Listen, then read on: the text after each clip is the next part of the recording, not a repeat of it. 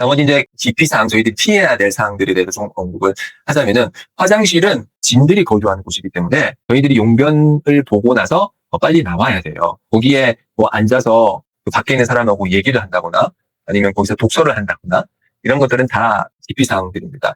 제가 아는 한 무슬림 중에 한 명은 이제 회사원인데 예배 드릴 장소가 너무 없어서 화장실에 들어가서 숨어서 예배를 했다고 해요. 그렇지만 화장실은 예배를 드리주는 공간이 아닙니다.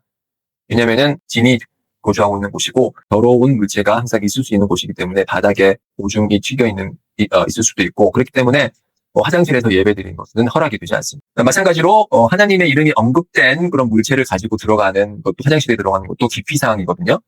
예를 들어서 무슬림 남성들 중에 반지를 착용하는 분들이 있는데 남성의 반지는 허락이 되거든요. 무함마드 살랄라후 알라이히 와살람께서 그 끼셨던 반지에 보면 무함마드 라술룰라라는 그런 것이 새겨져 있다고 하는 전승이 있거든요. 그래서 그 전승을 충실히 따라서 무함마드 라술룰라 이렇게 적혀있는 반지가 있는데 이 반지를 타고 화장실에 들어가면 안 돼요. 왜냐면은 하나님의 이름이 언급이 돼 있잖아요.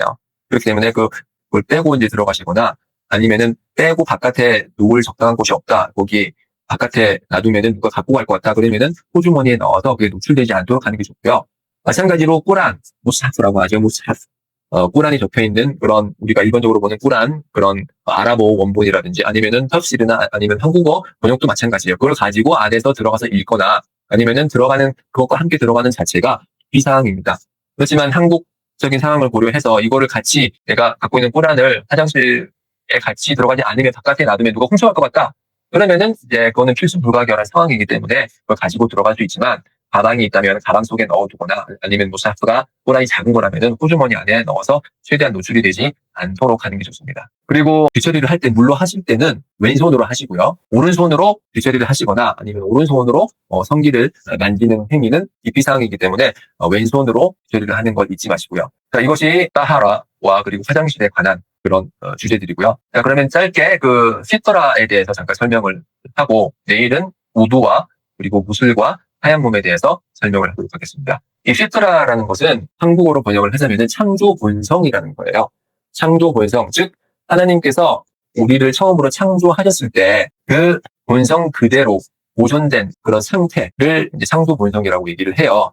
그래서 그 창조 본성 중에 대략 10가지 정도가 언급이 되어 있는데 그 중에 하나가 손을 깨끗이 씻는 것이고요. 시와크를 사용을 하고 콧수염은 다듬고요.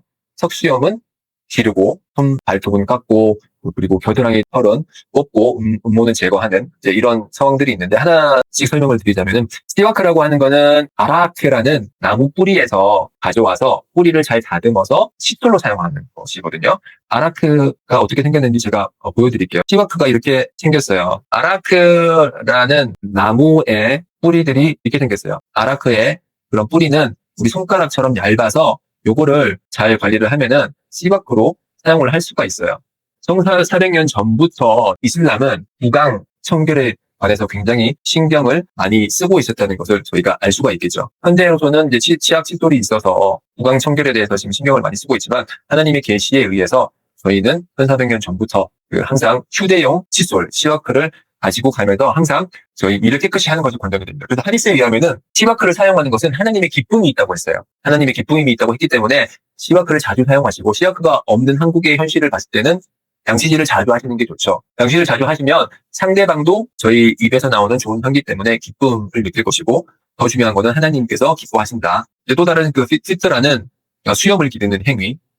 수염을 기르는데 턱수염은 기르고요. 콧수염은 짧게 다듬는 것입니다. 콧수염은 면도를 하시는 게 아니고 짧게 관리를 하시고 턱수염은 길게 기릅니다. 이것이 바로 사도들의 전통입니다. 모세나 아니면 예수 알레이히마살람 그분들의 초상화를 그려놓은 걸 보면 수염 깎아놓은 장면이 하나도 없어요. 다 수염을 덥수룩하게 다 기르고 있죠. 그 얘기는 사도들은 항상 수염을 기르셨다. 그분들의 고귀한 전통을 따르는 것이고 이런 전통을 따름으로써 이제 남성과 여성을 구분하는 중요한 표징이 된다. 여성들은 이렇게 수염 길게 안 나잖아요. 그렇죠? 그리고 또 잘 알려진 그 피트라는 겨드랑이 털과 그리고 운모, 성기 주변에 나 있는 털을 제거하는 것이에요. 하디스에 의하면은 겨드랑이 털을 뽑는 것이거든요. 근데 겨드랑이 털을 뽑는 건 저희들은 굉장히 고통스러워요. 왜냐면은 대부분이 새로 입교하신 분들이기 때문에 그 겨드랑이 털을 뽑는다는 거는 어렸을 적에 이제 겨드랑이 털이 이제 부드러운 털이 나거든요. 그때부터 뽑으면은 딱딱한 털들이 안 나요. 그렇지만 저희 이제 성인이 돼서 입교를 하는 사람들은 딱딱한 털이 있기 때문에 그거는 이제 쉐이빙을 해주셔야 되는 거고, 쉐이빙 해주셔도 문제가 없습니다. 중요한 거는 제거하는 것이기 때문에 뽑든지 아니면은 면도를 하든지 둘 다 상관이 없습니다. 그리고 음모 역시도 제거를 해주셔야 돼요. 성기 주위에 나 있는 그런 검은색 딱딱한 털도 저희들이 쉐이빙을 해주셔야 되고, 보통 무슬림들은 이제 보통 금요일이 되면 일주일에 한 번씩은 다 이렇게 쉐이빙을 해요. 그렇지만 사정이 안 된다, 아니면 잊었다라고 했을 때 하디스에 의하면은 40일을 최장 데드라인으로 지정을 했거든요. 그래서 6주 동안 만약에 이걸 다 길렀다, 그러면은 그거는 이제 금지된 그런 상황에 빠진 거기 때문에 반드시 6주가 되기 전에, 40일 되기 전에 겨드랑이 털과 성기 주위에 나 있는 음모를 제거를 해주셔야 되고, 가장 권장되는 거는 이제 자주 해주시는 게 좋기 때문에 일주일에 한 번씩 하는 것도 좋죠.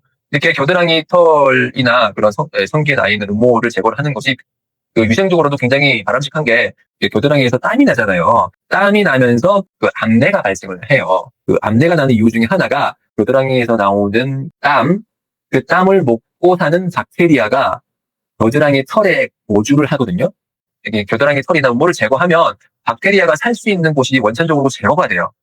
그렇기 때문에 암내랄지 아니면 불쾌한 냄새, 특히 이제 여성분들은 그 생리를 겪으시거나 하시면서 이제 그 오물들이 그 주위에 많이 눕게 되는데, 털을 제거를 함으로써 나쁜 냄새 날 수 있는 박테리아의 거주지를 원천적으로 제거하기 때문에 위생적으로도 굉장히 권장이 되고요. 한국에서도 뭐 옛날에 브라질 왁싱이라고 해가지고 음모를 제거하는 그런 유행이 있었는데, 위생적으로 봤을 때는 굉장히 바람직한 행위인 것이죠. 마지막으로 하나만 더 언급을 하자면, 이제 할례가 있는데, 할례는 남성들에게는 의무사항이고요, 여성들에게는 의무가 아닙니다. 저희들이 왜 할례를 해야 되냐, 왜 폭경 수술을 해야 되냐? 왜냐하면은 폭경 수술을 하지 않았을 때 그 귀두에 남아 있는 그런 소변 양이 많아져요. 그리고 그 성기 이제 표피에, 제거되지 않은 표피에 보면은 이제 그런 더러운 것들이 쌓이게 되기 때문에 그게 따하라 측면에서 굉장히 불편하다. 그렇기 때문에 반드시 할례를 하셔야 됩니다. 이분 아바스의 의견에 따르면은 할례를 하지 않으면 예배가 성립되지 않는다라고 강하게 그렇게 말씀을 하셨는데, 예배가 성립되지 않는 건 아니지만 그만큼 할례가 따하라에 있어서 중요한 역할을 한다는 걸 알 수가 있겠습니다.